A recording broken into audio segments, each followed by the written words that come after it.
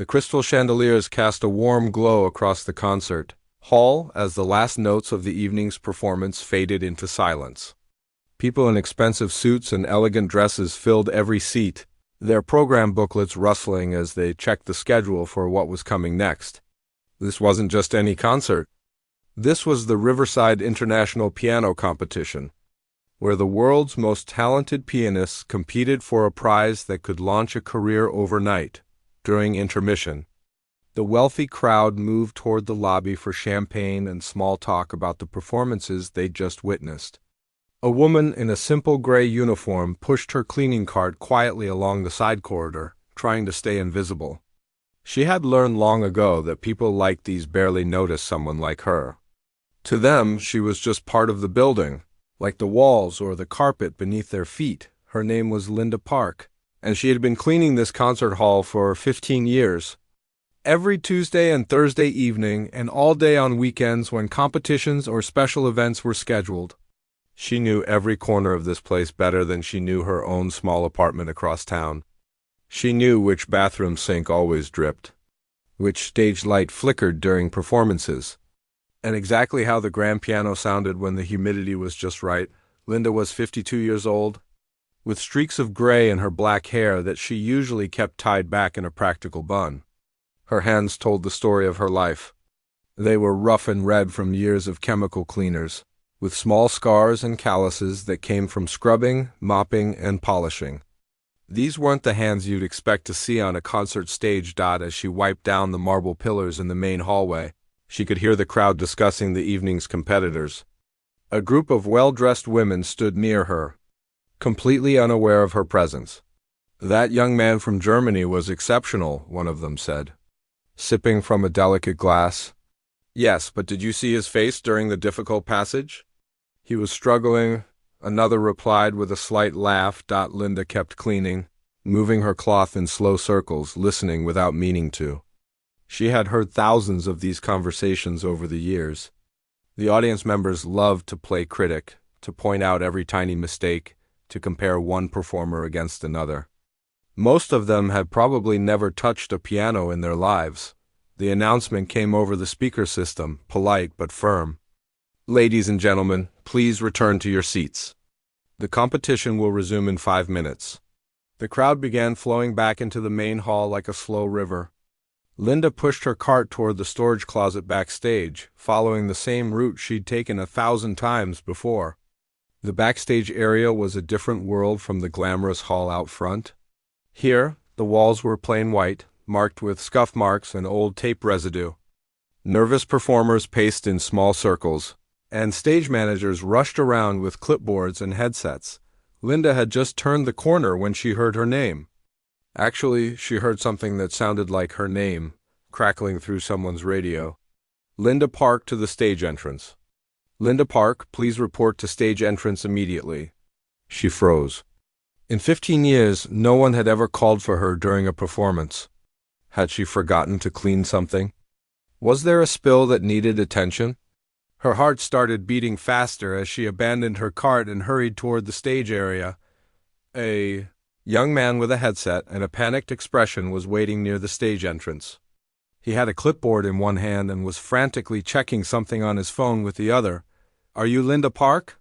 he asked, not even looking up at her. "Yes, I'm Linda. Is something wrong? Do you need me to clean something?" "What?" No. He looked up from his clipboard, seeming to really see her for the first time. His eyes traveled from her cleaning uniform to her worn sneakers, and confusion crossed his face. "Wait, you're listed here as a standby performer. Number 7 on the backup list?" Linda felt the blood drain from her face. There must be some mistake. "I'm not a performer. I work here. I'm on the cleaning staff." But the stage manager wasn't listening. He was talking into his headset now, his voice urgent. "Yeah, I found her, but there's some kind of mix-up. She says she's not a performer." He paused, listening to the voice on the other end. "I don't know. They're waiting. We've already announced the name. The judges are looking at their programs." Linda's mind was racing. Years ago, when she'd first started working at the hall, she'd filled out an employment form. There had been a section asking about musical background, and she'd mentioned, almost as a joke to herself, that she used to study piano. Someone in the office must have gotten the paperwork confused. Maybe her name had been accidentally added to some database, mixed in with the actual competitors, who had registered and paid their fees and traveled from around the world to be here. "Please," Linda said quietly. "There's been a mistake. I shouldn't be on that list. I'm not supposed to be." The stage manager looked stressed, like this was the last thing he needed tonight. Through the gap in the curtain, Linda could see the audience settling back into their seats. She could see the judges at their table in front. 3 distinguished-looking people with expensive pens and leather notebooks. "Look," the stage manager said, lowering his voice. "We've already announced your name. It's on the screen out there right now. We've got a schedule to keep, and one of our registered performers didn't show up. If you don't go out there, we've got a gap in the program and very confused judges. But I can't. I'm not prepared. I'm not even dressed right." Linda looked down at her gray uniform with the Hall's logo embroidered on the pocket, her practical shoes, her name tag that said maintenance staff. From behind the curtain, she heard someone in the audience laugh. Then another person joined in. The laughter was spreading, rippling through the crowd like an uncomfortable wave. "Is this part of the show?" Someone said loudly enough to be heard backstage. "Maybe it's some kind of statement piece," another voice suggested. Trying to sound sophisticated, the stage manager's radio crackled again. "We need someone out there now. The judges are waiting." Something shifted in Linda at that moment. Maybe it was the laughter. Maybe it was the assumption in those voices that someone like her couldn't possibly belong on that stage. Maybe it was something deeper, something that had been building for 15 years of invisible work, of being looked through instead of looked at. "If I go out there," Linda said slowly, "I'm going to play. Really play. Not just walk out and apologize." The stage manager looked at her like she'd lost her mind. But he was desperate, and the alternative was stopping the entire competition to sort out the confusion. "Fine, whatever. Just please get out there." Linda took a deep breath and stepped toward the gap in the curtain. The laughter was louder now. She could hear people whispering, their voices mixing together into a sound like static. Her hands were shaking, but not from fear. Not anymore. She walked onto the stage, and the bright lights hit her like a physical force. The audience's laughter grew louder, less restrained now. Someone in the front row was actually pointing. The judges looked at each other with barely concealed amusement.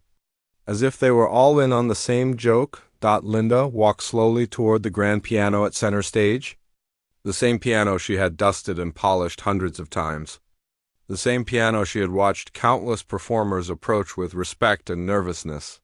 The same piano that held a secret no one in this room could possibly know. She sat down on the bench and adjusted it slightly, her movements automatic from years of muscle memory. The laughter continued. Someone coughed deliberately, making it sound like mockery. One of the judges reached for the microphone, probably to end this embarrassing situation before it went any further. Linda placed her rough, scarred hands on the smooth ivory keys. She closed her eyes and remembered why she'd come to this country all those years ago. She remembered what she'd lost and what she'd buried and what she'd kept alive in the darkness. When no one was watching, the laughter was reaching its peak when Linda pressed down on the first key, and everything changed. The audience had no idea who Linda really was. How could they? They saw a cleaning woman in a faded uniform, someone who pushed a mop across their floors and emptied their trash bins. They couldn't see the little girl she used to be, the one who'd sat at a piano bench for the first time at age 4 and felt like she'd found. The language her soul had been searching for. Linda had grown up in a small apartment in Seoul, South Korea. Her parents weren't rich. Her father repaired watches in a tiny shop that barely made enough money to cover rent. Her mother took in sewing work, her fingers moving quickly under a single lamp late into the night. They lived simply, eating rice and vegetables most days, saving every spare coin they could find. But when Linda was 4 years old, something happened that changed everything. The family who lived upstairs had a piano, an old upright that someone had given them. The neighbor's daughter was supposed to take lessons, but she hated practicing. Linda could hear her upstairs, banging on the keys without any love or care, and it made her heart hurt in a strange way. One day Linda's mother took her upstairs to return a borrowed dish. The piano was sitting against the wall, and Linda walked over to it like she was being pulled by an invisible string. She reached up and pressed one key, then another. The sound made something inside her chest bloom open like a flower. The neighbor woman saw the look on Linda's face. "Does she want to try?" she asked Linda's mother. Linda's mother hesitated. They couldn't afford a piano. They couldn't afford lessons. But she nodded anyway. Linda sat down and began pressing keys, listening to how they sounded together. She didn't know what she was doing, didn't know any songs or rules. But somehow her small fingers found patterns that made sense. That felt right. The neighbor woman watched with growing amazement. "This child has a gift," she said quietly to Linda's mother. "A real gift." That's how it started. The neighbor let Linda come upstairs 3 times a week to practice. Then a music teacher who lived in the building heard about the little girl with the natural talent and offered to teach her for free. By the time Linda was 7, she was playing pieces that children twice her age struggled with. Her parents made a decision that would change all their lives. They would send Linda to the best music school in Seoul, no matter what it cost.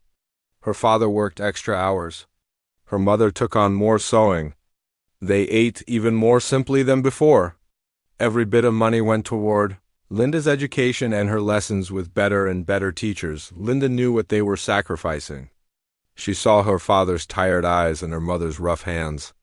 So she practiced like her life depended on it, because in a way it did. She practiced until her fingers ached. She practiced until the notes lived inside her dreams. She practiced because it was the only way to honor what her parents were giving up for her. By the time she was 15, Linda had won competitions across South Korea. Teachers spoke about her with awe in their voices. There was talk of her going to Europe to study, maybe to Vienna or Paris. Talent scouts from music schools in America had sent letters. Her parents had started planning, saving even more desperately, dreaming of the life their daughter would have. Then came the night that ended everything. Linda was 16. Her parents were driving home from her father's watch shop. It was raining, the kind of heavy rain that turns roads into rivers. A truck driver, tired from working a double shift, ran a red light. The collision killed both of Linda's parents instantly. One moment, Linda had a future that stretched out before her like a bright path. The next moment, she had nothing. No parents, no money, no home. Her father's shop was rented, not owned. The apartment they'd lived in belonged to someone else. Her parents had poured everything into her education and had nothing left behind. No savings, no insurance, nothing but debts from her expensive lessons. Linda's extended family couldn't take her in. They had their own struggles, their own children to feed. The music school felt sorry for her, but sympathy didn't pay tuition. The talent scouts stopped writing letters. In the world of classical music, there were always more talented children waiting for opportunities. Linda's tragedy was sad, but it didn't change the fact that she could no longer afford to be part of that world. She was alone at 16, grieving parents she loved more than anything. Watching the future they'd sacrificed everything to build crumble like sand. A distant relative helped her get a visa to come to America. There was supposed to be work here, opportunity for people willing to work hard. Linda arrived in Los Angeles with one suitcase and barely any English. The relative who'd sponsored her visa gave her a place to sleep for 2 weeks, then made it clear she needed to find her own way. Linda found work cleaning offices at night. She worked in restaurants during the day, washing dishes in the back where customers couldn't see her tears. She lived in a room she shared with 3 other women, sleeping on a mattress on the floor. The Los Angeles she experienced wasn't the glamorous city of movies and dreams. It was the city of people working 3 jobs to afford rent, of exhaustion so deep it lived in your bones. For the first 2 years, she didn't touch a piano. Couldn't. The grief was too heavy, too sharp. Music reminded her of her parents' sacrifices, of everything she'd lost. The person she'd been, that talented girl with the bright future, felt like someone who died in that car crash too. She moved to Riverside for a janitorial job that paid slightly better. That's when she found work at the concert hall. The job posting said they needed someone evenings and weekends, and Linda needed the hours. She didn't know until her first day that she'd be cleaning a place where music lived. The first time she had to clean the main concert hall after a performance, Linda stood frozen in the doorway. The stage lights were off, but she could still hear the ghost of music in the air. The grand piano sat in the center of the stage like a sleeping giant. She told herself she wouldn't go near it. She cleaned the seats, swept the floors, wiped down the banisters. But at the end of her shift, when everyone else had gone home, Linda found herself walking onto that stage. Her hand reached out and touched the piano's smooth surface.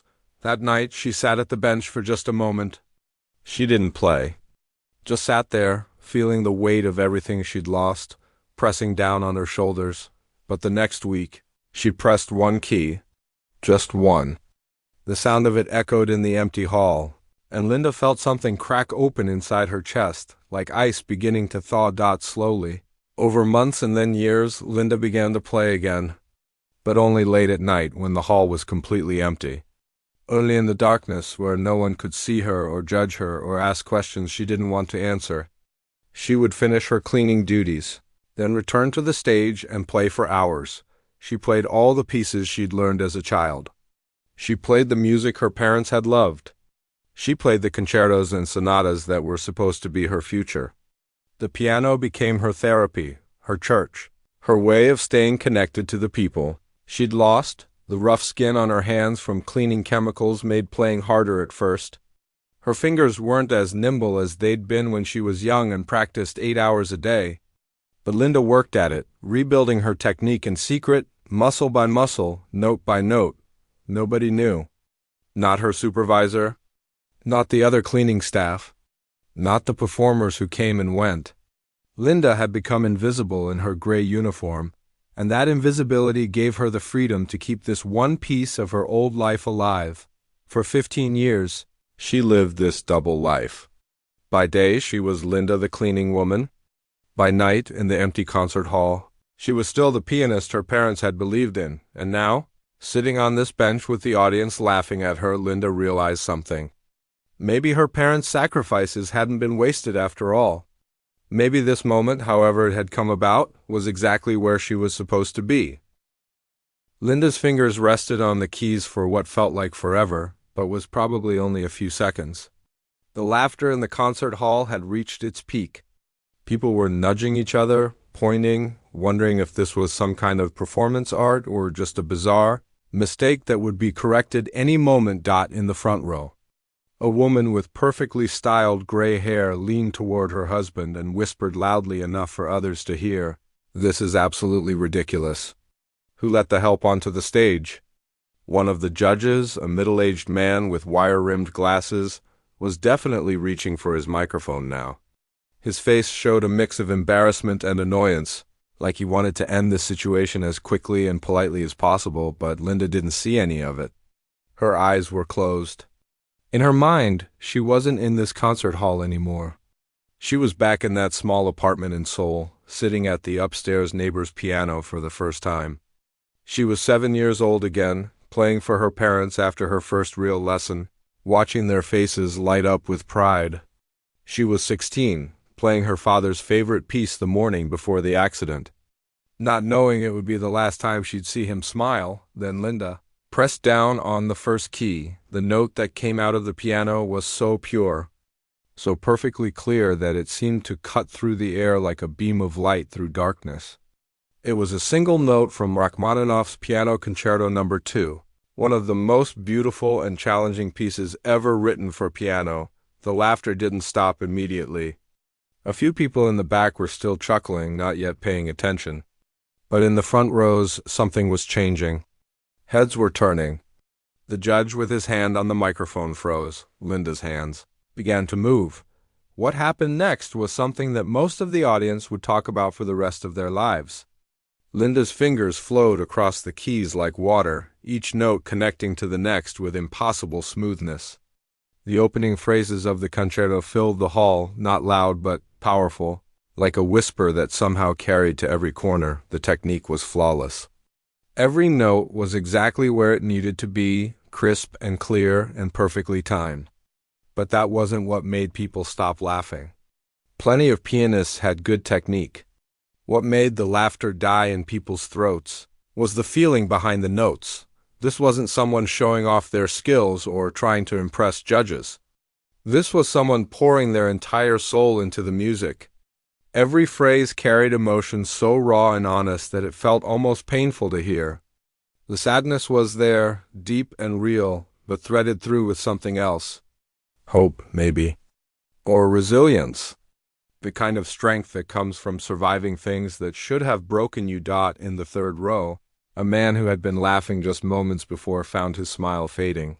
He sat forward in his seat, his program forgotten in his lap. The woman with the gray hair in the front row stopped whispering. Her mouth opened slightly as she listened, really listened. For the first time, Linda moved into the more complex passages, where the music demanded that both hands work independently, creating layers of sound that wove together like fabric.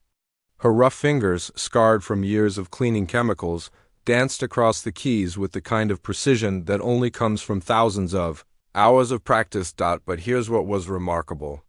Most pianists, when they play difficult passages, show the strain on their faces. Their shoulders tense up. Their expressions become concentrated and tight. Linda looked peaceful. Her eyes were still closed, and there was almost a small smile on her lips, like she was finally home after a long journey. The judges were no longer looking at their notes or checking their programs. All three of them sat motionless, staring at the stage. The man with the wire-rimmed glasses had completely forgotten about his microphone. His mouth hung open slightly, and behind his glasses, his eyes had gone wide. Backstage, the stage manager who had pushed Linda onto the stage stood frozen by the curtain. He'd been expecting disaster, chaos, maybe having to usher her off while apologizing to everyone. Instead, he found himself listening to what might be the most moving performance he'd heard in his 10 years working at this concert hall. In the audience, people had completely forgotten that they'd been laughing. The concert hall was so quiet now that you could hear every tiny sound. The creak of someone shifting in their seat. The rustle of fabric as someone leaned forward. A woman's quick intake of breath as the music hit a particularly emotional moment. Linda reached the part of the concerto where the piano goes quiet for just a moment. A brief pause before building into the next section. In that silence, you could have heard a pin drop. No coughing. No whispering. Just hundreds of people holding their breath. Then she continued, and the music began to build. Louder now, more passionate. Her hands moved faster, but never lost their precision. The notes cascaded like a waterfall, each one necessary, each one perfect. There was a woman sitting in the middle section named Dr. Patricia Foster. She was a famous pianist herself, retired now but still respected throughout the classical music world. She'd judged hundreds of competitions and heard thousands of performances. She'd been laughing along with everyone else when Linda first walked out, assuming this was some kind of mistake or joke. Now, tears were running down Dr. Foster's cheeks. She wasn't even trying to wipe them away. Her hands gripped the armrests of her seat so tightly her knuckles had gone white. She recognized what she was hearing. This wasn't just talent. This was something deeper, rarer. This was art born from real life, from real pain and real joy. This was what music was supposed to be. Oh my God, she whispered to herself. Where did she come from? The concerto continued, moving through its emotional landscape. There were moments of pure beauty that made people's hearts ache. There were passages of such technical difficulty that professional pianists in the audience found themselves thinking, I couldn't play that. Not like that. Linda's uniform, which had seemed so out of place just minutes ago, was now soaked with sweat. Playing Rachmaninoff at this level was physically exhausting, like running a marathon while also solving complex equations in your head. But Linda didn't slow down. She'd waited 15 years for this moment. Even if she hadn't known it was coming. In the hallway outside the main hall, several people who had gone to the bathroom or to get a drink found themselves stopping, drawn by the music. They moved toward the doors, listening, trying to figure out who was playing. An usher who'd been checking tickets crept to the back of the hall and stood there. Transfixed. The music built toward one of the concerto's most famous moments. A section that required the pianist to play rapid notes with one hand while maintaining a melody with the other, all while making it sound effortless and emotional rather than mechanical. It was the kind of passage that separated good pianists from great ones. Linda played it perfectly, more than perfectly. She played it like she was telling a story that only she knew, sharing something precious and private with a room full of strangers, who seconds ago had been mocking her. A young pianist sitting near the back, one of the official competitors in the competition, felt a sinking feeling in his stomach. He'd practiced for months to prepare for tonight. He'd flown across the country, stayed in an expensive hotel, memorized every note of his piece. And now he was watching a cleaning woman in a stained uniform play circles around anything he could ever hope to achieve. The emotional weight of the music continued to build. This was the section where the concerto explored its deepest feelings, where Rachmaninoff had poured all his own struggles and triumphs into the notes. Linda understood those feelings. She'd lived them, and that understanding poured out of the piano like light. Dr. Foster couldn't take her eyes off Linda's hands.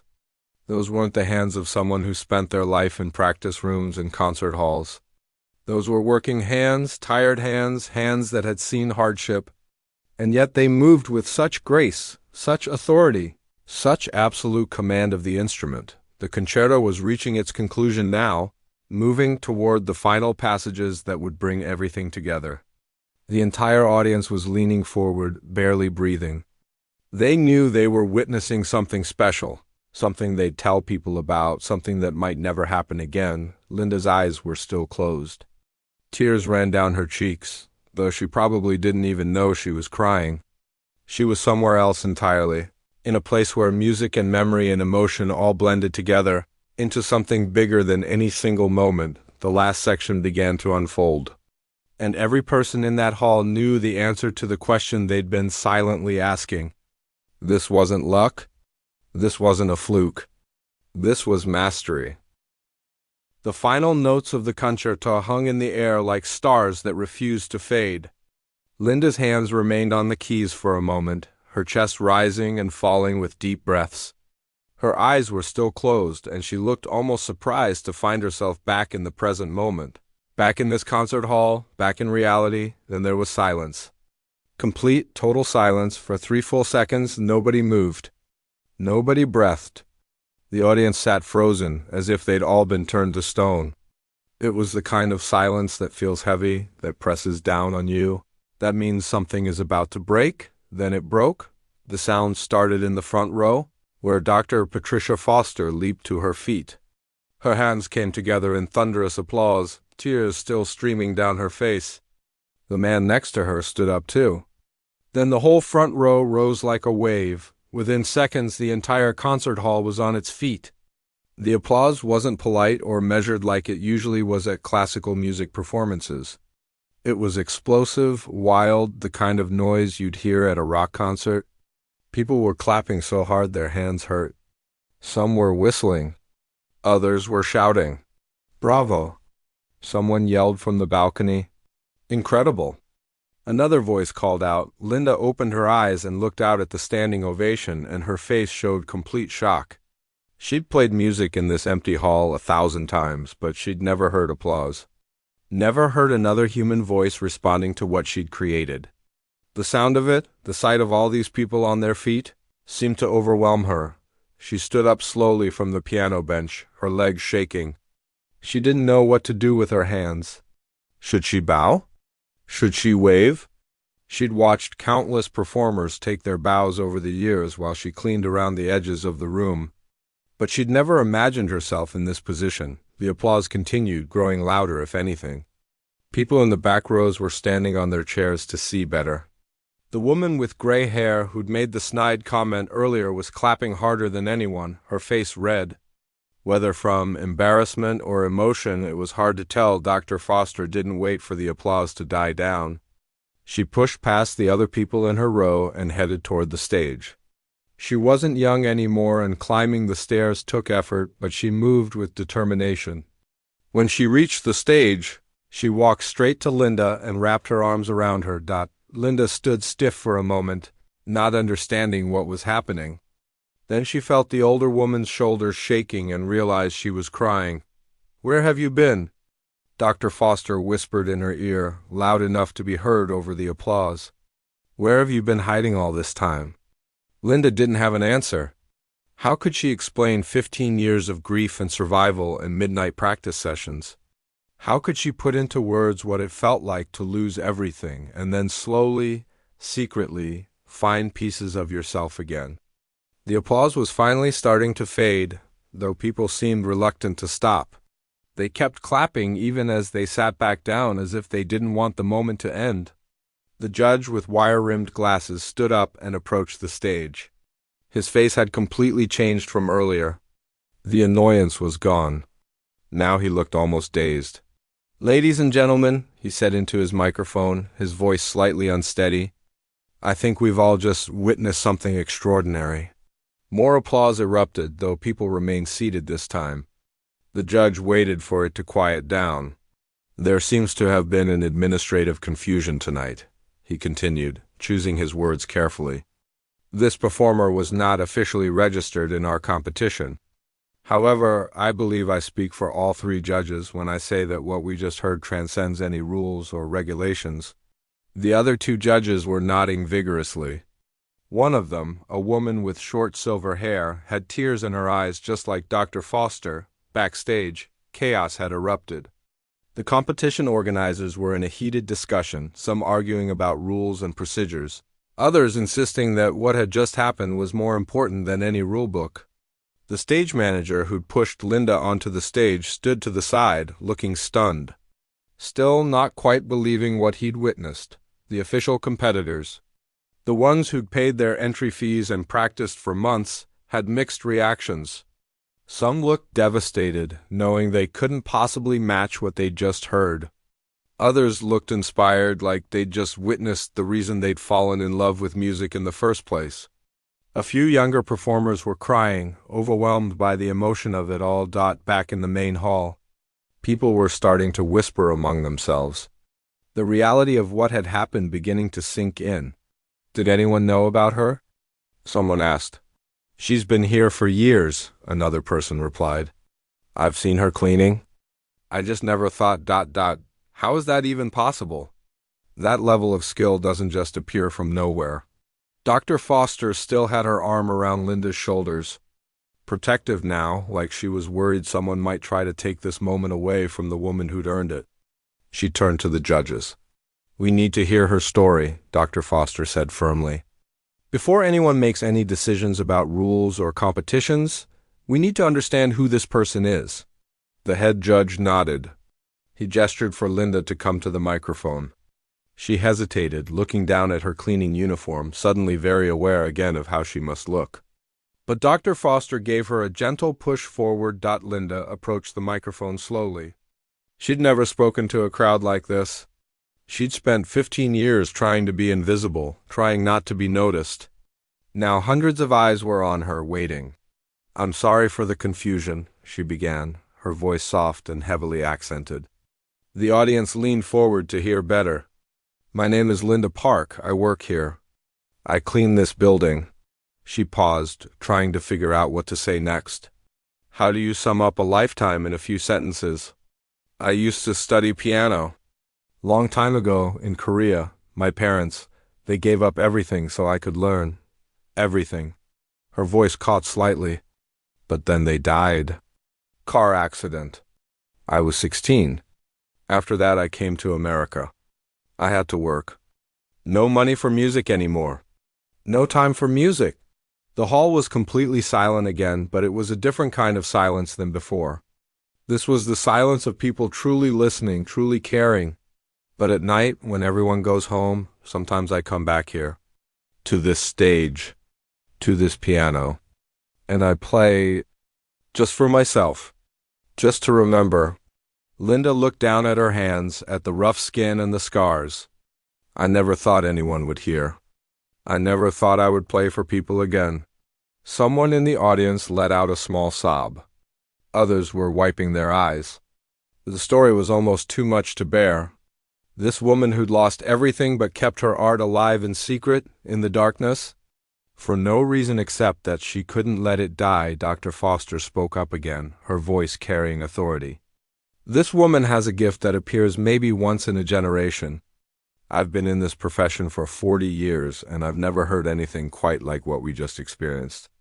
The question isn't whether she belongs in this competition. The question is whether this competition deserves her. The head judge looked uncomfortable. Rules were rules, and there were procedures that had to be followed. But he also knew that sometimes you witnessed something that was bigger than rules. Sometimes you had to make an exception, not in spite of fairness, but because of it. The judges need to deliberate, he said finally. But I can tell you that we will find a way forward. What we heard tonight cannot be ignored. More applause started up again, and Linda stepped back from the microphone, overwhelmed. She felt Dr. Foster's hand squeeze her shoulder. You have nothing to worry about, the older woman whispered. Nothing at all. But Linda wasn't worried about the competition anymore. Something else was happening inside her, something she hadn't felt in 15 years. The grief that had lived in her chest like a stone was still there, but it felt different now. Lighter somehow, like she'd finally been able to share the weight of it. She looked out at the audience, at all these strangers who'd laughed at her and then stood for her, who judged her and then celebrated her. They didn't know that they'd given her something more valuable than any prize or recognition. They'd given her proof that her parents' sacrifices hadn't been wasted, that the girl they believed in was still alive, still here, still capable of creating beauty. The other competitors were being called back to continue the program, but nobody seemed to care much about the schedule anymore. Everything felt different now. The air in the concert hall felt charged with possibility. With the sense that something important had just happened, Linda was led backstage by Dr. Foster, who wasn't letting her out of her sight. As they walked through the curtain, Linda turned back one more time to look at the stage, at the piano that had been both her refuge and her secret for so many years. It wasn't a secret anymore. And somehow that felt exactly right. The judges deliberated for almost an hour while the rest of the competition continued. But nobody in the audience was really paying attention to the other performers anymore. People kept whispering about Linda, about her story, about that performance. Several audience members had already pulled out their phones, texting friends and family about what they'd just witnessed. In a small room backstage, Linda sat on a folding chair while Dr. Foster stood guard at the door like a protective mother. Every few minutes, someone would try to come in. A competition organizer with questions, a newspaper reporter who'd been covering the event, even a few of the other performers who wanted to meet her. Dr. Foster turned most of them away. She needs space, the older woman said firmly. This has been overwhelming enough. Linda appreciated the protection, but her mind was elsewhere. She kept thinking about her parents, wishing they could have seen this. Her mother would have cried happy tears. Her father would have stood in the back with his arms crossed, trying to look stern but unable to hide his proud smile. They'd given up so much, and they'd died thinking it had all been for nothing. They would be so proud, Dr. Foster said softly, as if reading her mind. Your parents? They would be so incredibly proud of you. Linda nodded, not trusting herself to speak without breaking down completely. Finally, the head judge appeared at the door. His name was Mr. Chun, and he looked exhausted from the discussion he'd just had with the other judges and the competition board. But his face was kind. Miss Park, he said, we've made a decision. Linda stood up, her heart pounding. Part of her didn't care what they decided. She'd already gotten something more valuable than any prize just by playing for people again. By sharing her music with the world instead of keeping it locked away in the darkness. The rules of our competition are very clear, Mr. Chun continued. Participants must register in advance, pay the entry fee, and submit certain documentation. You did none of these things, obviously, because you didn't intend to compete. Linda's heart sank a little, though she tried not to show it. However, Mr. Chun said, and a small smile appeared on his face, the judges were unanimous in our opinion that what we heard tonight, represents the true spirit of what this competition is meant to celebrate. Extraordinary talent, emotional depth, and musical excellence. To deny you recognition because of a paperwork error would be a betrayal of everything we stand for. Dr. Foster's hand found Linda's shoulder and squeezed. Therefore, Mr. Chun continued, we are awarding you first place in this year's Riverside International Piano Competition. Linda felt her knees go weak. Dr. Foster had to steady her. Along with the prize money of $10,000. You'll receive a full scholarship to continue your musical education at any institution that will accept you. And based on what we heard tonight, I imagine that will be quite a few. Mr. Chin's smile grew wider. I've also been authorized to tell you that the Riverside Concert Hall Board of Directors is offering you a position as artist in residence. You'll be able to practice here, perform here, and yes, you'll be paid for it. Considerably more than your current salary. The room seemed to spin. Linda reached out to grip the back of the chair to steady herself. This couldn't be real. Things like this didn't happen to people like her, but Mr. Chun wasn't finished. There's more. During our deliberation, I received 3 phone calls. One from a recording studio in Los Angeles that wants to produce an album with you. One from a concert promoter who wants to book you for a performance tour. And one from a documentary filmmaker who wants to tell your story. Linda finally found her voice. I don't understand. How do people already know? Dr. Foster pulled out her phone and showed Linda the screen. There was a video playing, shaky, and filmed from an audience seat, but the audio was clear. It was Linda's performance from less than 2 hours ago. The video had already been shared thousands of times. The word is spreading, Dr. Foster said gently. Whether you're ready for it or not, the world is about to know who you are. Over the next few days, that video went viral in a way nobody could have predicted. It wasn't just music lovers who shared it. It was everyone. People who'd never listened to classical music in their lives found themselves watching this cleaning woman in a gray uniform sit down at a piano and create something beautiful. The story behind it made it even more powerful. The tragedy, the survival, the secret practice sessions, the accidental opportunity, news outlets picked up the story. Cleaning woman stuns concert hall, read one headline. Hidden genius discovered after 15 years, said another. But Linda's favorite was from a small local paper. Music finds a way. The attention was overwhelming at first. Linda had spent so long trying to be invisible that suddenly being seen by millions of people felt almost painful. But Dr. Foster helped her navigate it all, becoming not just a mentor but a friend. The older woman had connections throughout the music world, and she used every single one to help Linda. Within a month, Linda had left her cleaning job. It felt strange walking out of the concert hall knowing she wouldn't be coming back to mop floors or empty trash cans. But she would be coming back. Just through the front door instead of the service entrance. She enrolled in a music program to complete the education that had been interrupted so many years ago. At 52, she was older than most of her professors, but that didn't matter. She had the skill and the hunger to learn, and that was enough. The recording studio session was surreal. Linda sat in a professional studio, playing a beautiful grand piano while engineers captured every note. She recorded several pieces, including the Rachmaninoff that had changed her life. When she listened to the playback, she finally heard what others had heard that night. The emotion, the skill, the story told through music, but the most meaningful moment came 6 months after that fateful night at the competition. Linda gave a concert at the Riverside Concert Hall, her first official performance as a recognized artist. The show sold out in less than an hour. People came from all over the country to be their dot before she went on stage. Linda stood in the wings and looked out at the crowd. She spotted her former supervisor sitting in the 5th row, tears already in her eyes. Several of her old co-workers from the cleaning staff were there too, dressed in their best clothes. Beaming with pride, Dr. Foster was in her usual front row seat, but Linda had requested something special. The entire back row of the concert hall had been reserved. Every seat was empty except for 2 in the middle. On those seats, Linda had placed 2 framed photographs. One of her mother. One of her father, she'd told the ushers that those 2 seats were not to be moved or changed. They were for the people who'd made all of this possible.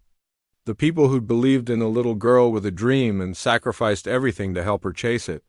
When Linda walked onto that stage, the applause was immediate and thunderous, but she barely heard it.